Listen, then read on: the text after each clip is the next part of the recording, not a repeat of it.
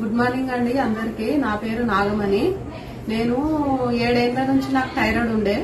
7 సంవత్సరాల నుంచి ఉంటే నేను ఎక్కడికి వెళ్ళినా నేను థైరాయిడ్ టెస్ట్ చేయించుకుంటే ఎప్పుడు చూసినా అంతే ఉంది. 50 నంబర్ గోళీ వాడేదాన్ని. 50 నంబర్ ఎప్పుడు టెస్ట్ చేయించుకున్నా 50 నంబర్ వాడాలని డాక్టర్లు చెప్తున్నారు.